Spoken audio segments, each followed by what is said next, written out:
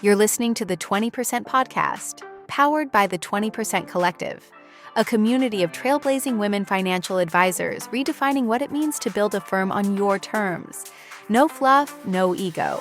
Just bold conversations, fresh perspectives, and real-world strategies to help you lead, grow, and own your success. This is the 20% Podcast. Hi, I'm Cathy Curtis, founder of Curtis Financial Planning and co-founder of the 20% Collective. Today's episode features a woman whose career proves just how powerful conviction can be. Laura Webb launched her own firm back in 1995 in her hometown of Asheville, North Carolina, long before holistic financial planning was a familiar phrase. She didn't wait for the industry to catch up. She built the kind of practice she believed in, one client at a time, and grew it from zero to more than $200 million in assets under management before selling it earlier this year. Now retired from day-to-day advising, she's still deeply invested in shaping the future of this profession. As an early donor and now a board member of the Women's Leadership Alliance, Laura is focused on expanding the pipeline of women entering wealth management and making sure they have the education, support, and resources they need to thrive. In our conversation, you'll hear why she chose to launch her own firm at a time when very few women were doing it, the different career paths available to women, how strong professional networks can change the trajectory of a woman's career, and the role the Women's Leadership Alliance plays in that, why the percentage of women advisors has barely moved, and what she believes needs to shift. And finally, how you can get involved in her work to attract, retain, and elevate more women in this field. If you have ever felt pulled to blaze your own trail, wondered what a career in wealth management could look like, or cared deeply about building a more inclusive and supportive space for the next generation of women advisors, this episode will speak to you. Let's get into it. Here's my conversation with Laura Webb. Okay, so let's start sort of at the beginning. We're not going to focus too much on the past, but I want to know, and our listeners will want to know, what made you decide to open your own firm back in 1995 when very few women were doing that kind of thing? Well, I was working for a money management firm. I was an inside sales and then was their first female wholesaler, which was entertaining in its own right because they tried to pay me differently and treat me differently, and I pushed hard back on that. But what really was the impetus was I traveled around. My territory is mostly the South. I was like, if these guys can be successful, I can. I mean, I saw all sorts of everything. I was working for an asset management firm, so I focused a lot on asset allocation and trying to help people find the right fit in their allocation for our products. So I didn't always feel like people were honest and doing the right thing for clients. I came home to Asheville, North Carolina, and launched my business with not a single client, an asset-based business, you know what I mean, starting with the financial planning work to got my CFP, but building, a reoccurring revenue stream versus a commission stream. So You didn't see what you wanted to see for your clients. The kind of service clients were getting was not what you wanted to see, so you decided to build it on your own. you didn't see as much of people doing financial planning, even at a low level. What was the first financial planning software that you used? Oh my gosh. I think I did things in an Excel sheet and I had the HP. Remember that? I'm dating Yeah, myself. that's But okay. And I would say it was not, the way probably as in-depth as some of the software that you're able to use now, but it was helping them understand where they were, and you could do the calculations, with basic assumptions to get to where they needed to be. So it probably was not as the basic principles, but maybe not in a extremely in-depth way. How did you get your first client? I came home. I told you I came home to my hometown. And so it was a friend of the family that gave me a little bit of money to see what I could do, and really was not as interested in doing all the planning stuff at first. But that was my very first client. But then I became very involved in our community. I was fortunate enough. I did have a family name. They were in the insurance business. But I joined the chamber and I ended up asking to be on the board. And I mean, I just really got involved in the community to develop relationships here. in order to build my practice. And by the time you merged your practice, how big was it? I think right before, because had a nice lift, it was about 200 million. If you were gonna advise a young woman, coming or any age woman actually that wanted to be a financial advisor, how would you recommend they start? The challenge is we, coming out of college, you gotta have a place to land to learn and get a couple of years experience, and there's a variety of ways to do that. One is in call centers, that you guys know, Schwab, BlackRock. I mean, all these people have call centers, and that's a great way to just go and begin, or work to find a firm where you can go in and fit, and that's a little harder. All the firms are looking to try to do this, but I mean, I talked to one of the firms, and they have a advisory mastery program, which is for that kind of training for, and they want people that have 3 or 4 years experience before they even come to them. They want them to have some life skills and some life experience. So it's not easy. But then I also say that there's other places that there are communities and job boards, and building your network is one of the best ways to help find the job that you want, is learning to build that network. I talk to a lot of women who work for advisory firms, and they get frustrated because they don't get to work with the kind of clients they want.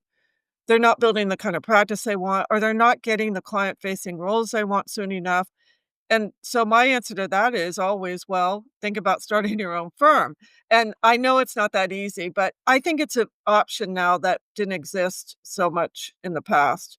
Totally agree with that, but I think that's hard when you don't know what you don't know, especially if you've not been in the industry. That might be easier when you've been someplace and you understand a little bit of the landscape, and then you can. Let's talk a little bit about the WLA for people who don't know about it. When was it started? How many ambassadors are there? And how are you recruiting other women to be ambassadors? Well, first of all, the WLA was started from a group of women that knew each other at the same firm. As they looked around the table one year at a big meeting, and there were just not, the numbers weren't growing. So they started it as a nonprofit. It has moved into the past, I don't know, 3, 4 years, maybe 5, as a firm agnostic, not for profit. And part of that was trying to spread the tentacles, because people in our industry, and especially on the broker-dealer side, get very siloed. And so you needed to be that this is firm agnostic, right? And it started I'll give you a little bit. They had with a really good mentorship program, and which was very meaningful in meeting the mentors where they were to help them go. And then it's saying, well, this is not going to move the needle enough. We need to build a community. And I will tell you from my end, remember I talked about networking at the beginning? When I really thrived in my practice is when I built a strong network of other women in this industry. Like, I had a Mm, place to go, like what you're doing, yeah. what you're talking about, why I love this community that you're building, that I had a group of people and I could just go, hey, how do you handle this? It could be a personnel issue, it could be a marketing issue, it could be a financial planning issue, it could be, I had a place to go. So the WLA started about 2 years ago. I think it's not quite 2 years old. To be an ambassador, it's a membership, but it's thinking about that term, that you're an ambassador of this community, because so many people out. I just came back from a conference, and we were the featured charity, and a lot of women said, "I'm so busy, I don't have time to join another group." I was like, "Just join as an ambassador. You'll help us with numbers, because then the numbers help us have a bigger voice when we go talk to more people." And she goes, "I really care about what you're doing. Yes, I'll do that." And so different people can fit in at different places and different layers. Well, So why you started what you're doing, you're building a community, and how valuable that's going to be for all the people that hear and listen and hear other stories. That's a really powerful thing. really what we're trying to do is create a safe place where women feel like they can be themselves, share whatever they want, um, don't feel like they're gonna get criticized for anything. I think it's a great, thing that you're doing, and one of the things is to, which we're trying to do with the Women's Leadership Alliance, is to link arms with other people. I'm having a conversation with Anna Moore not too far from now just to see what is the synergies for that. Rock the Street, Wall Street. It's basically women in math in high schools, and it came from a woman who there were not enough women in our industry. So there are other people that care about this, that wanting more. So giving them the tools and getting their interest. And so they follow these students through college. So we're like, anytime we're having in-person meetings now, especially with the board, is then we're inviting their local students. We did it for the first time in Atlanta in September. We'll be in Dallas with a joint board meeting between the advisory council and our governing board, and we'll have a community gathering and then invite any of the students. They can make contacts. It's good experience for them to interact and talk to other people. So that's one. We're with the CFP board, they want to move their number above 25%. I think we can have an impact by linking arms, people not getting territorial and siloed. I agree. I think working together is so important, like you said. One of the things what you said was important is in the WLA, besides, having the mentorship program and then the ambassador circles, we have an early career ambassador circle and an advocacy, which is like older people like me who want to pay it forward, is that we have a confidential coaching. And so it goes along to the same lines of kind of one of the things that you talked about is having a safe place. Something happens, you're in a place. You're in a firm. If you don't own your own firm, more power to you for you powerful women. That's what I did. I forged my way on my own, but a lot of women in our industry are in other bigger, broader firms, and sometimes they need a safe place to have a conversation about how to navigate something. You have been in the industry for a long time in leadership roles, and now you're not running a firm anymore. You're out of that. I know you've got this passion with the WLA, and you haven't been retired that long. What kind of work did you do to prepare yourself for the big change of not being in that old role anymore, being something totally new? The WLA has been a big bridge for me because I did not have children, and I am married. I got married late in life, 41 when I got married. Husband's had a bunch of health issues, so he's good, but it's a roller coaster. So that was one of the reasons I was ready to not be responsible. I feel like I've taken care of everybody over my life. I had an older schizophrenic brother that died in February I looked after. Oh, I was the useful daughter for my parents. I have a sister who's good, but she didn't live here. My mom died 3 years ago, so I was kind of fatigued in that role, but this has breathed yeah. life. I'm working hard for this, and may sound silly, and I say it's my unpaid job, but I really care about this. If I could help make a difference in attracting more women to this industry and having them have a safe place to be, to communicate, that would be great. So the caretaker role that you took on it sounds like most of your life. And let's face it, being a financial advisor is a lot of caretaking. So in some ways, is it a relief? I'm glad I'm not doing all the lead client-facing role, right now, and not to be political, but there's a lot of anxiety in our world at this point, and, I think I think that would have been I've done it, I've been there. I mean, I turned 50, my husband had major open heart surgery all when the market crashed, and so it gave me a real interesting perspective about that, and I did it, and I did fine. His dental practice, I had to go find someone to help run it. Here's the thing that also a network, and this was a network of men. He had a study group of people here, and so I went to them and I said, "Hey, can you help me figure this out? John can't work." And it was a valuable asset, his dental practice, and he loved his clients. And so they helped me find somebody to babysit his practice. They helped me negotiate the contract. Wow. I knew the big picture, what I needed to do, but I didn't know the mechanics of it.